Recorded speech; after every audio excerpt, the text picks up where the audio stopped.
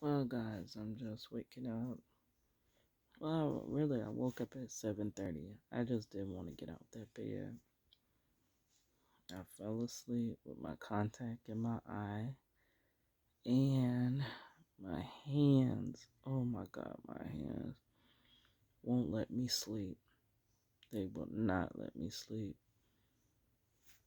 They're constantly numb, and whenever you have hands that go numb while you sleep, they wake you up. And so I get up and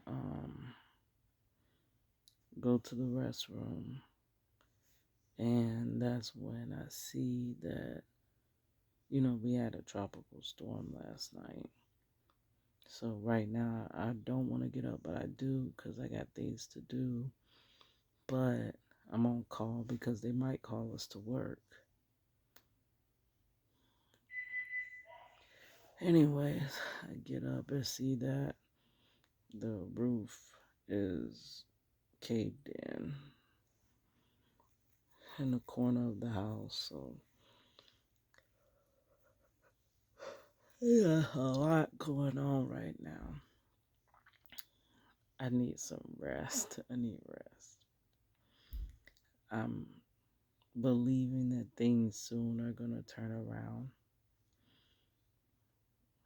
A coworker of mine had some fabulous news. So, and I can't really discuss it, but I'm at a crossroads in my life. I've been at a crossroads for a long time, but I'm at a crossroads where I'm thinking things can stay the exact same as they will always have and never change. And like I explained to Marcello, like I'm just at this point, this is probably the best it gets. So let's enjoy this good time before things get worse. But the other half says, this is not the good time. There's something more. There's something better than all this struggle and lack and depression and being separate. There's something more than working all day and can't sleep at night because I can't feel my hands. There's got to be something more. If there is no more, this was a cruel joke. Life was a cruel joke.